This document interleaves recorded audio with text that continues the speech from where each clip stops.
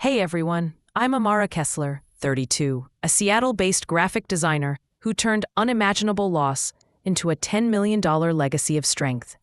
Picture this.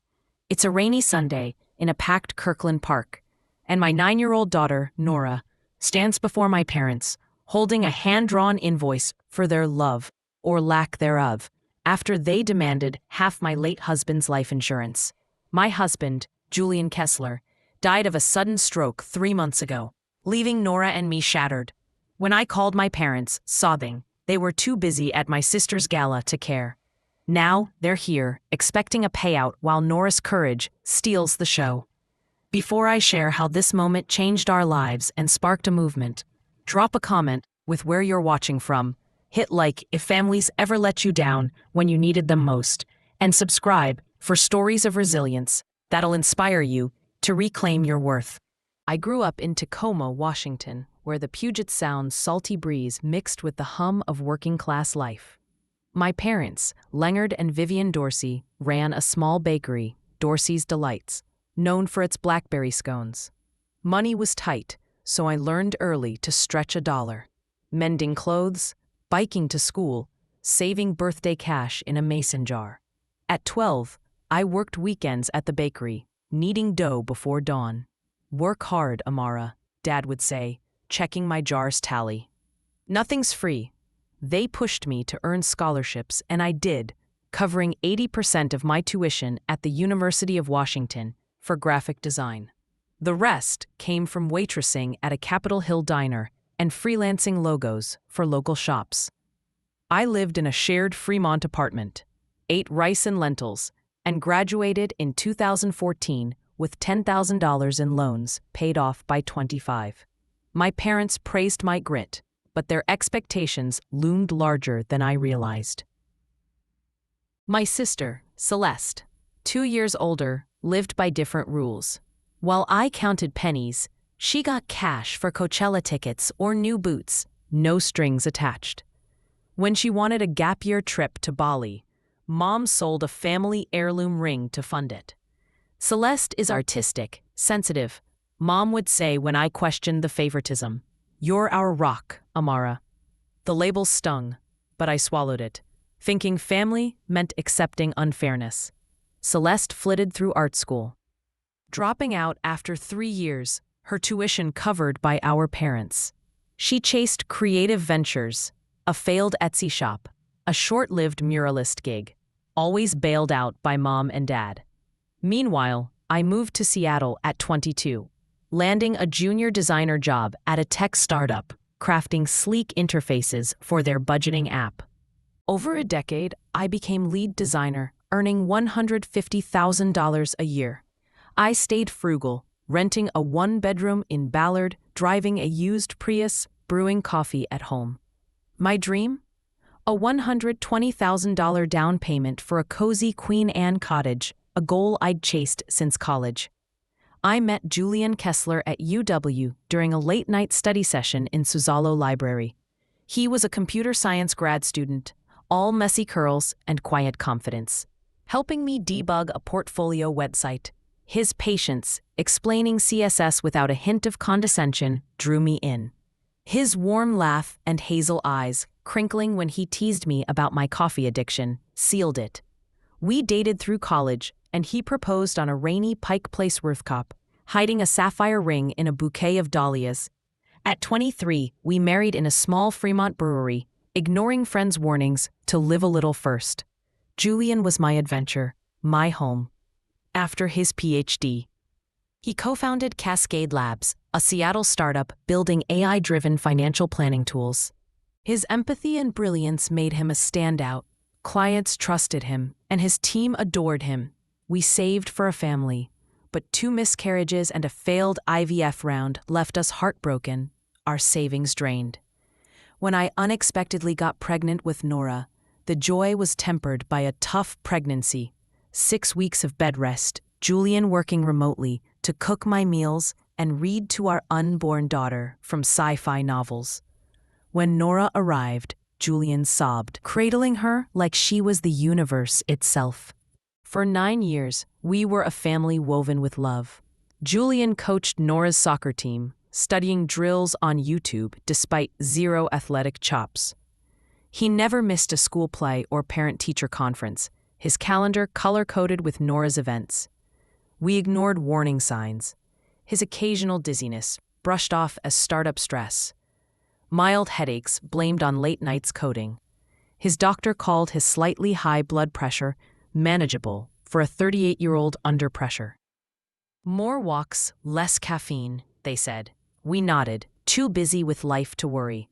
The morning it happened, a Tuesday in March 2025, felt ordinary.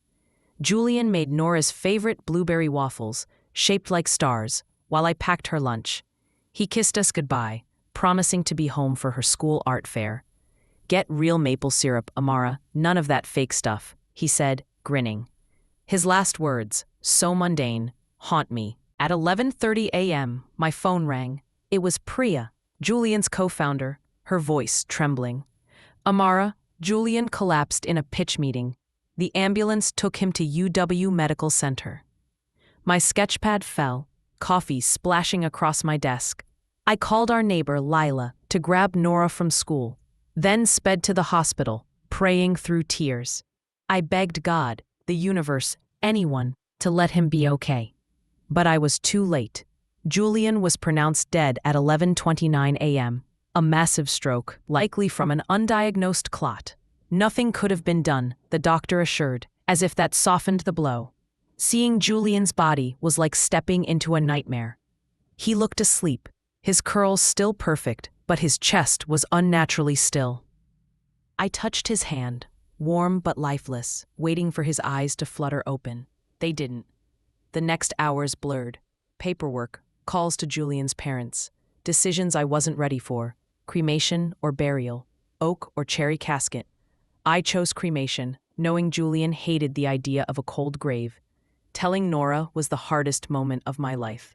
I picked her up from school, her backpack slung over one shoulder. "Where's Daddy? He's coming to my art fair, right?" she asked, her hazel eyes, Julian's eyes, bright with hope. I pulled over on a quiet Ravenna street, unable to drive. "Nora, something very sad happened," I said, taking her hands.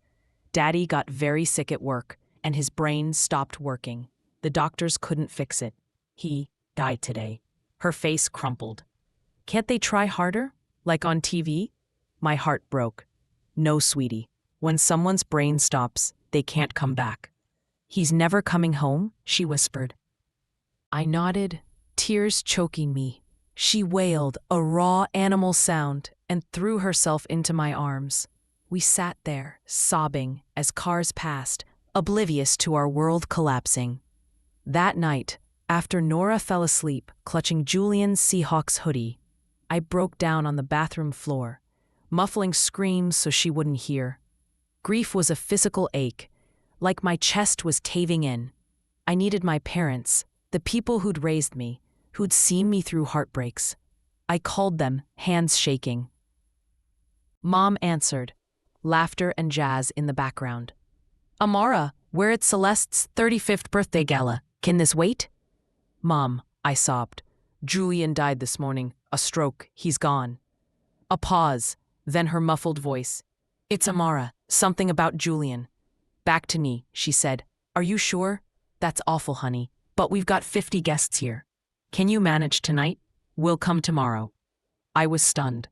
Manage? My husband's dead mom. Dad got on. "Amara, is the life insurance sorted?" "Call the company first thing. Not we're coming, not how's Nora, but money." I hung up, numb. Friends texted condolences. Julian's co-founder Priya, my college roommate Tara, even a barista I barely knew. Strangers showed more heart than my family. Julian's funeral was Saturday, 4 days later, at a Ballard funeral home under gray Seattle skies. Nora wore a teal dress, Julian's favorite color, like a mermaid, he'd say. I braided her hair the way he did, a small ritual to hold on to him. We arrived early, greeting Julian's team, who wept openly, sharing stories of his kindness. My parents and Celeste texted 15 minutes before the service, citing I-5 traffic and Celeste's wardrobe issue. They arrived as the service began, slipping into reserved front row seats, Mom's perfume sharp, Dad checking his watch. Celeste scrolled Instagram, barely glancing up.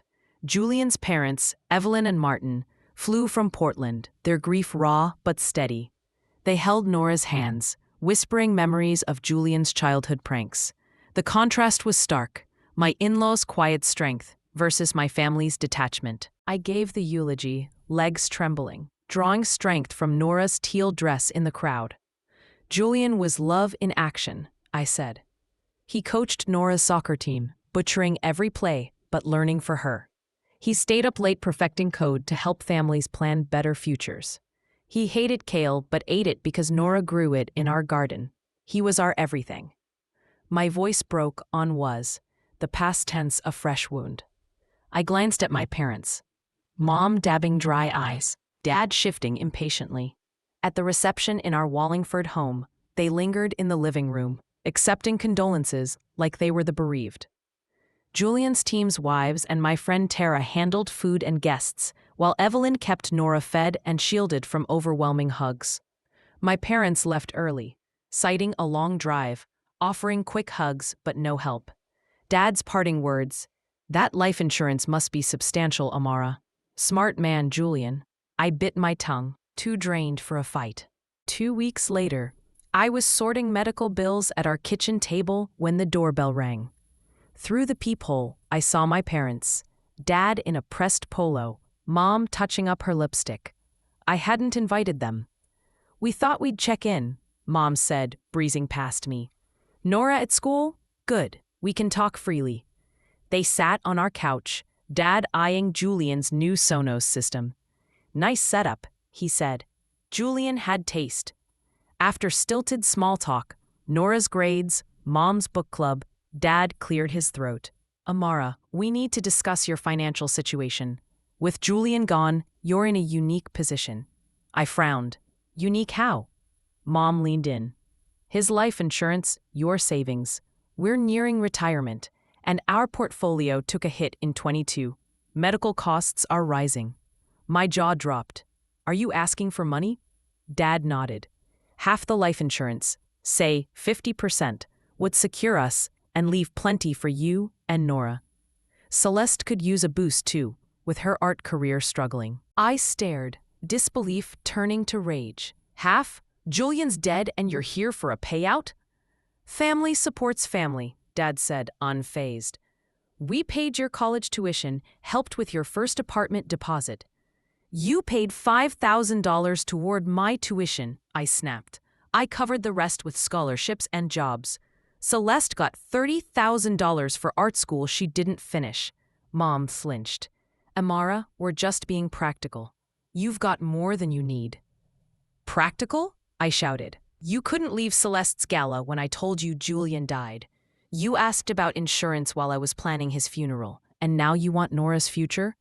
Dad's face hardened. "Julian should have taken better care of himself. High-stress job, no exercise. His choice left you with this windfall." Blaming Julian for his death broke something in me. "Get out," I said, voice low. "Amara, be reasonable," Mom began. "Out," I yelled, pointing to the door. They left, muttering about my ingratitude. Nora noticed my tension when I picked her up. "Was that Grandpa's car at school?" she asked. I nodded, unsure how she'd seen. "They came to talk about grown-up stuff." "About Daddy's money?" she pressed, her perception startling. "I heard Grandpa at the funeral saying we'd be set for life." I sighed. "Yes, sweetie, but it's for our future, yours especially." She clutched a manila envelope. "I'm working on something for them. Daddy taught me about standing up for what's right." Curious, but trusting, I let her be, unaware of the storm she was brewing. Days later, Dad texted, "Family meeting, our house, Sunday 2 p.m. Bring Nora. This affects everyone." I consulted Lena Choi, Julian's lawyer friend, who confirmed the insurance and will were airtight, solely for me and Nora's trust, untouchable by others. "Bring Julian's letter," Lena advised, referencing a note he'd left, warning about Dad's prior money requests. "It's not legal proof, but it shows intent. Sunday, Nora and I drove to Tacoma, her envelope tight in her hands. "It's from me and Daddy," she said, resolute. Their house was packed. Mom, Dad, Celeste, Aunt Sylvia, Uncle Carl, and cousins, an ambush to pressure me. Dad sat in his armchair, a king on a throne. "Amara, we've outlined a fair plan," he said, handing me a spreadsheet. 50% of the $1.2 million insurance for them, 15% for Celeste. This secures our retirement and Celeste's art studio. I stood, Nora by my side. "This is Nora's future, not your retirement fund. Julian worked for us, not you," Mom sighed. "Family helps family, Amara. We raised you." "You raised me to work hard," I shot back. "I did, Celeste didn't. And you ignored us when Julian died, too busy with her gala." Celeste smirked. "You've always been jealous, Amara. You're rich now. Share." Before I could respond, Nora stepped forward, envelope raised. "I have something to say." Mom frowned. "Sweetie, this is adult talk. It's about Daddy," Nora said, voice steady. "You didn't help when he died. You didn't hug me or Mom. You only want money." She opened the envelope, revealing a poster, Invoice for love and support. Items listed. Being there when Daddy died, $0 not given. Helping Mom when she cried, $0 not given. Loving me like real grandparents, priceless, unpaid. The total? $0. You earned nothing. The room froze. Dad's hands shook holding the poster. Mom's face crumpled. Celeste's phone clattered to the floor. Daddy said, "Believe people when they show who they are," Nora said. "You showed me you're not my real family." Sylvia gasped. Carl looked away. I took Nora's hand. "We're done. Don't contact us unless you change." We walked out, leaving silence behind. That night, with Nora's permission, I posted her invoice on Instagram. Captioned, "My 9-year-old stood up to family greed after losing her dad. #grief is not a gift." Set to fight song, it went viral. 4 million views, 150,000 likes. Comments poured in. "Nora's a legend. Protect her at all costs." But grief lingered. A week later, our mailbox was vandalized. "Selfish," scrawled in marker, Celeste's handwriting. I filed a report, but didn't press charges. Too raw. Aunt Sylvia called, horrified. "Your parents lied about the meeting being a memorial fund. I'm so sorry." They drained $200,000 from their savings for Celeste's art studio, now underwater. Celeste had moved into a Belltown loft, funded by them, but was now couch surfing, the loft repossessed. 6 months later, I bought our Queen Anne cottage, its bay windows catching Puget Sound's glow. Therapy with Dr. Maya Patel helped me process the betrayal. "You were the scapegoat. Celeste was the golden child," she said. "Their demands weren't about need, they were control." I joined a grief support group, connecting with others like Tara, who'd faced family greed post-loss. Nora and I rebuilt, gardening dahlias, kayaking with a Seattle group, volunteering at a youth art program. I launched Kessler Compass, a nonprofit teaching financial literacy to teens, funded by a $500,000 gala at Chihuly Garden. Celeste emailed an apology, admitting jealousy, and starting therapy. My parents, now in a Tacoma rental, sent a letter. "We failed you and Nora. We're in counseling, hoping to earn your trust." I didn't respond yet, but Nora said, "Maybe if they're really sorry, Daddy would want us to try." 2 years after Julian's death, we held a memorial at his favorite Elke beach spot. Nora skipped stones, her braids swinging. "Daddy be proud, right?" "So proud," I said, hugging her. The insurance stayed untouched, save for Nora's trust and our home. Julian's legacy wasn't money, it was Nora's courage, our boundaries, and Kessler Compass, now serving 1,000 teens. Share your story of standing up to family below. Like, subscribe, hit the bell. I'm Amara Kessler. And this is our legacy. Build yours.